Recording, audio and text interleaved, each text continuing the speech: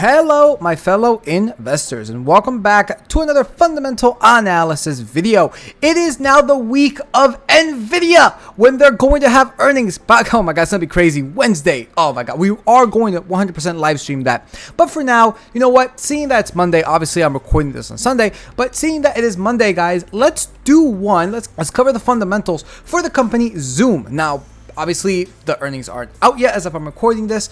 Nonetheless, though, we can still take a look at their fundamentals and, well, let's see if maybe we could, I guess, get ahead of these earnings, just in case, right? Just in case. So, with that said, let's get started with this analysis.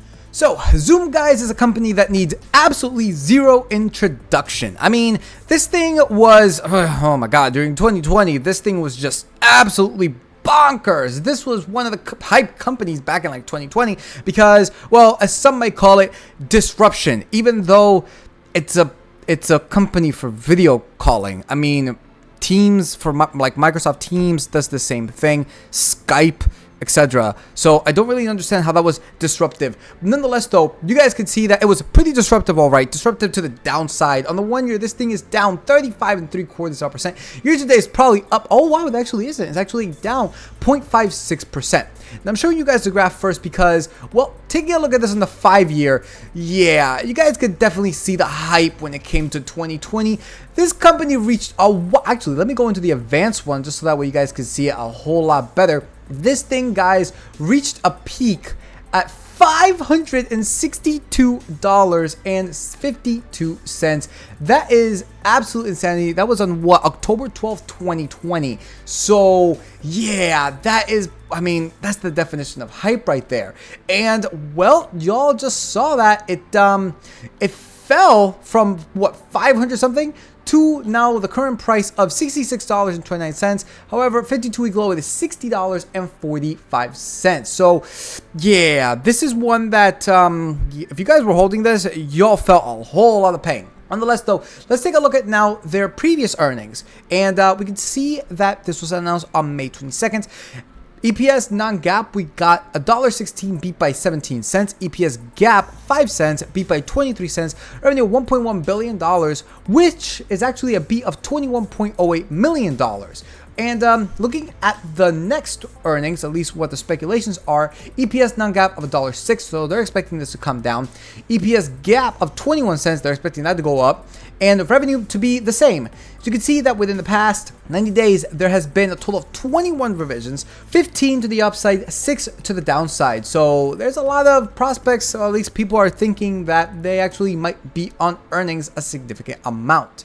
So now let's jump into the calculator. We got the ticker for ZM, market cap of $19.7 billion with a PE of NA. I actually don't understand why this is NA because, I mean, you guys are seeing the ticker right there, ZIM, sorry, for ZM.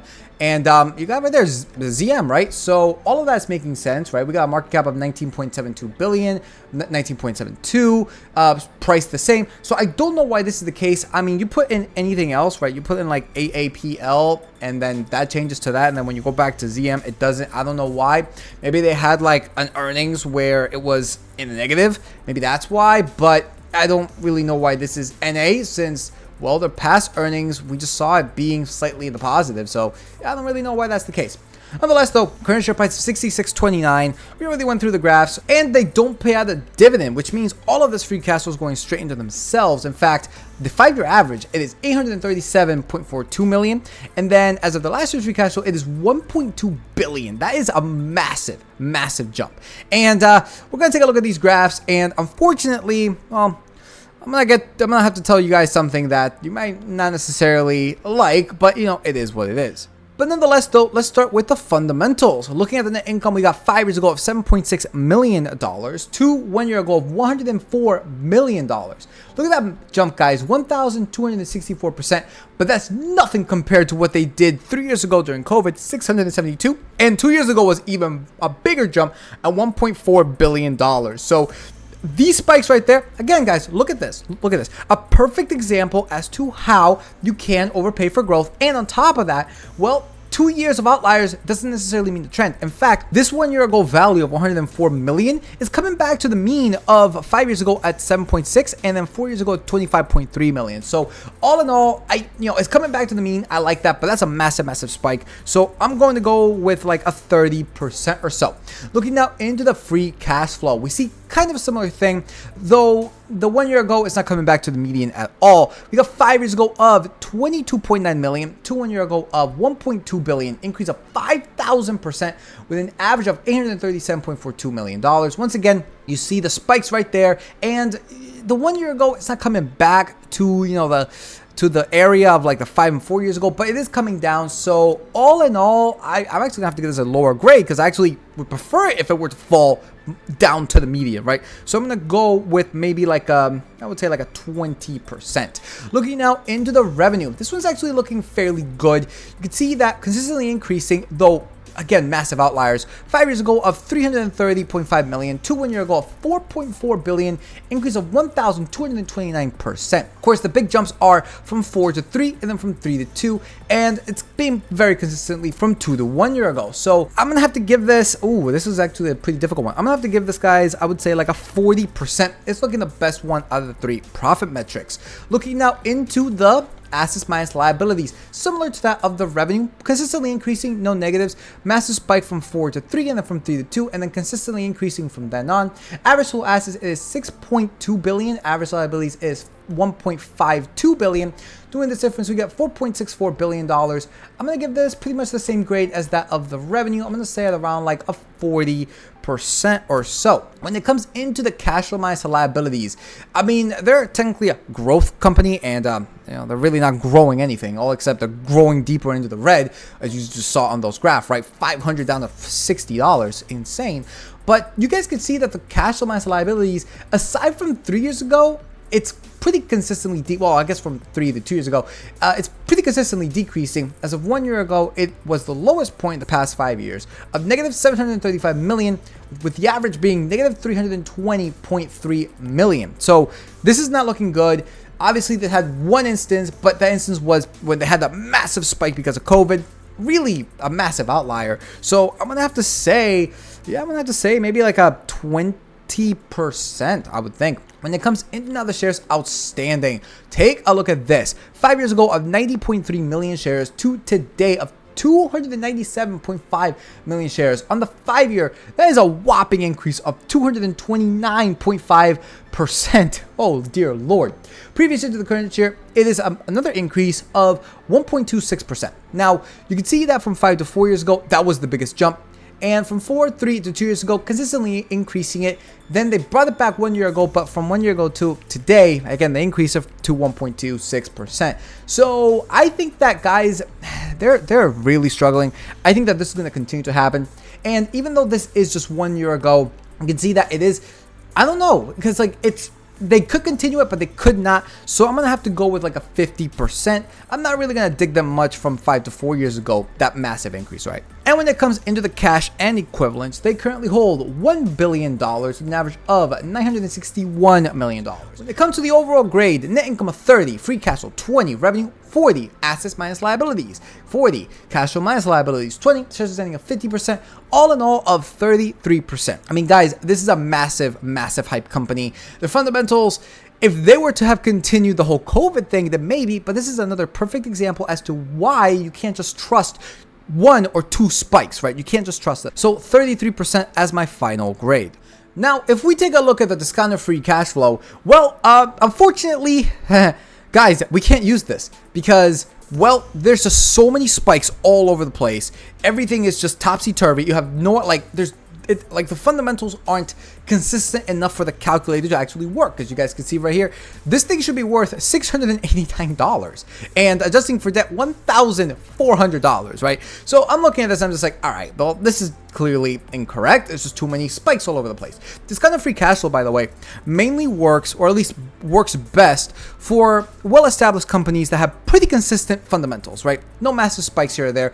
Growth companies like these, unless they are fairly consistent, you really can't get a precise answer. So just keep that in mind. Now, we can use, of course, a book value per share, and looking at the book value, which can be found, by the way, in the balance sheet, right under or somewhat close to the shares outstanding. Guys, as of today, this should be worth almost $22, right? $21.93 according to the book value.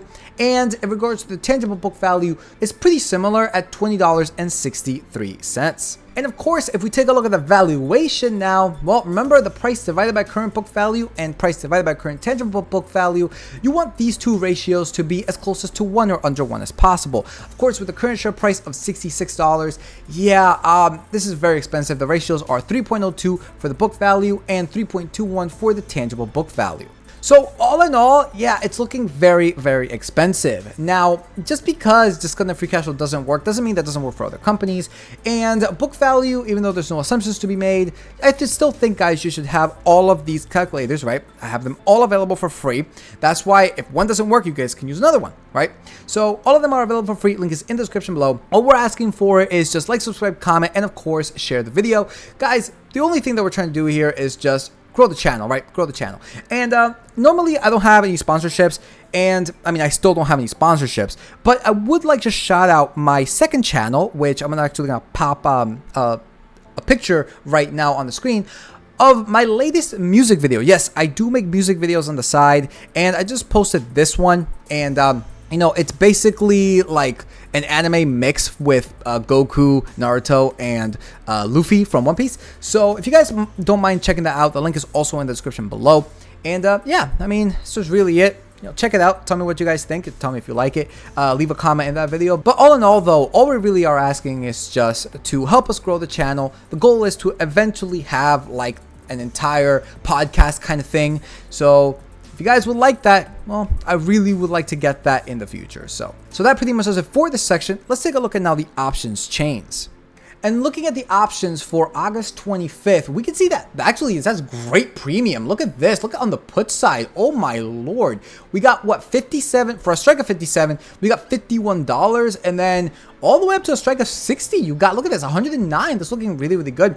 And if you bought this, well, I mean, if you bought this thing at like $60, like at the 52-week low, take a look at these premiums over here when it comes to the covered calls. 325 for 67, you know, 209 for 70. Guys, these options premiums look really, really great for this type of company. And since that they don't pay out the dividend, well, if they end up, you know, going into in the money for your covered calls, it doesn't really matter if they take it away from you or not, right? Because at the end of the day, you're getting the capital gains, right? Assuming that you bought lower than the strike, and you're also getting a pretty good premium as well. So all in all, Zoom, it's gonna be interesting. Their earnings are gonna be really, really interesting, and I probably will cover them tomorrow. Well, you guys are seeing this, and you guys are seeing this right now, but you know, but the earnings would have already come out. But I will cover them when they do come out, and the video will be posted for, of course, Tuesday. And of course, guys, please make sure to stop by for the live stream on Wednesday when we got none other than Nvidia. Is AI finally going to get crushed, or are we going to see another hype craze, right? So that's going to be fun. Nonetheless, though, that pretty much does it for this video. Y'all can follow us on the new tech sites. Link is in the description below. So with that said, peace out, and we'll see you all next time.